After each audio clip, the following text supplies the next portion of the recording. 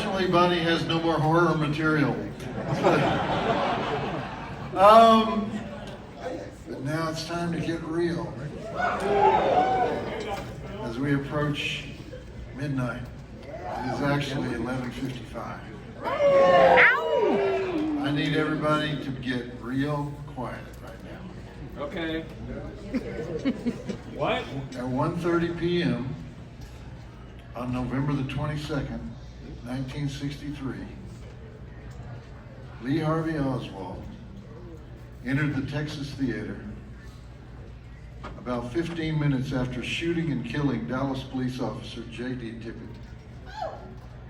He slipped into a chair in a center section, second row from the rear. Could somebody point out the actual seat for me? Actual seat that Shannon is like that. Central section, third row. I think it's the third chair, that row. The Texas used to have a tradition of painting that chair black, but we still know where it is. Anyway, because when I first came here, nobody could sit. Well, some people wanted to sit in the chair, some people would never sit in the chair. You could tell a person's soul by how they react to that chair. At any rate, Oswald slipped into that chair and started watching the Burt Topper Korean War film, War is Hell. 10 minutes later, Dallas police officer Nick McDonald entered the theater. He was responding to a call from somebody who said a man was acting suspiciously outside the Texas Theater. Officer McDonald entered the theater and ordered the manager to bring up the house lights. And when that happened, he spotted Oswald, even though at that time nobody knew who Oswald was. The president had been killed just less than an hour earlier.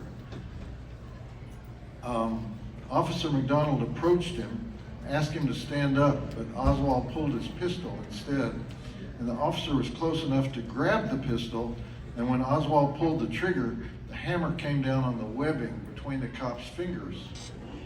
And within a few seconds, Officer McDonald had Oswald in a firm hold and cuffed him. And as he was led away in handcuffs, Oswald said, "Well, it's all over now." And those were the last known words of Oswald prior to his imprisonment in the Dallas County Jail. 2 days later, Oswald was dead. And at 9:27 p.m. on November 24th, 8 hours after he was shot by Jack Ruby, the projectionist at this theater reported a steady knocking on the back wall. And when the projectionist put his ear to the wall, he heard a voice say, "It's all over now." And in 1968, an employee of the theater reported seeing a homeless man on the narrow staircase that leads to the balcony after closing time. And the employee became frightened, and she said the man looked her straight in the eye and said, "It's all over now." A 17-year-old boy working the ticket booth in 1979 reported strange noises coming from behind one of the walls. A janitorial employee in 2006 heard a disembodied voice saying, "It's all over now," several times while cleaning some of the backstage hallways. Strangest of all, the assistant manager found "It's all over now" carved with a pocket knife in one of the bathroom stalls here, and which could have been a prank because that was in 2014. By that time, many people were aware of the Lee Harvey Oswald legend. Everyone is especially alert on November the 22nd of every year, the day the president was killed. And the theater always plays War is Hell that day. And the theater seems to be enveloped in an aura of gloom and foreboding. But as far as we know, whoever it is or whatever it is has never shown himself on the obvious day. And in fact, he seems to be a somewhat shy and retiring spirit, hardly the personality of an assassin. It's all over now, bitches! Oh my God!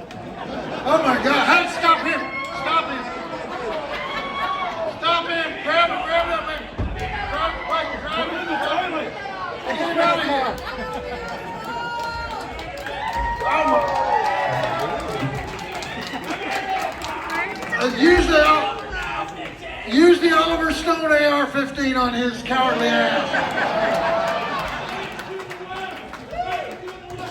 Pursue that man. Second shooter! Second hit! We got caught in the lobby. We got caught in the lobby. Hit him in the tingler!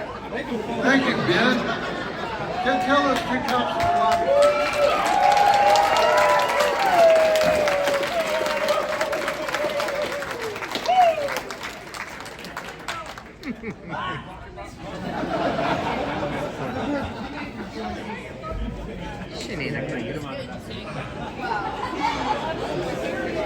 Hey man, just let him go. This is real.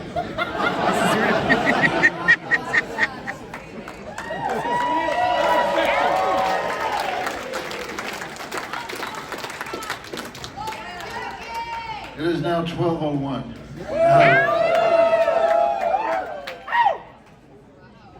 Okay.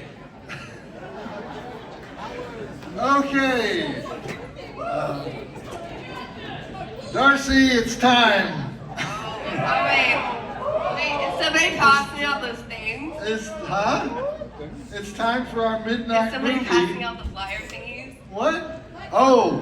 The flyer thingies. In order Doing to that? enjoy to the fullest the next movie, you need one of these cards that Darcy printed up.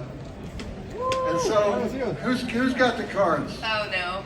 Start I passing. wanted to get them out at the door. Start passing out the cards. Pass the cards down each row. Oh, yes. The scramble is This is real. the Ow! Phantom of the Park. Where do you want me to go? Get your hands on one of these cards. Come on up on the stage. Halloween 3. Okay. He's not having that. Darcy, Yay. Okay. it's time for you to explain yourself. No, you explain it all. All right. You don't want me to tell the audience what our midnight movie is? Where do you want me to be? You expect this movie to become a global phenomenon, is that right? Yes. It is. All right.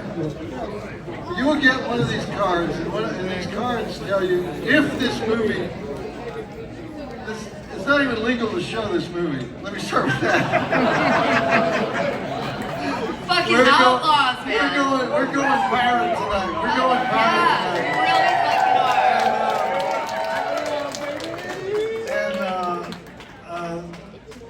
And if this had become the cult movie that Darcy believes it should have are. It will become, be.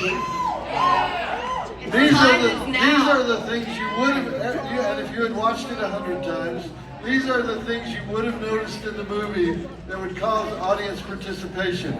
So Darcy is going for the gold. She's trying to get you to do it the very first time we watch the movie.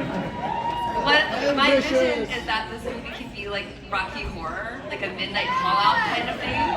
So I came up with a few prompts that hopefully we can all do. I kept them as simple as I could. So the prompts are on the card should be basic, and they're basically in the order of how they occur in the movie. It's gone through a lot of parents, at this point. So, Kiss meets the Phantom of the Park. Okay. Ace Freaking, how could we not? Come on. This is a 1978 TV movie that came out at the height of Kiss fever. It was an attempt to make It's a Hard Day's Night cross with Star Wars. And it succeeded. I'm not exaggerating. That was the line the producers used to sell it to NBC. There she is. The results were a little bit short of Hey, Mama. A Hard Day's Night cross with Star Wars, but in fact, the band Kiss hated the movie so much that it became and has remained a band rule that it can be never mentioned in the presence of members of the band Kiss.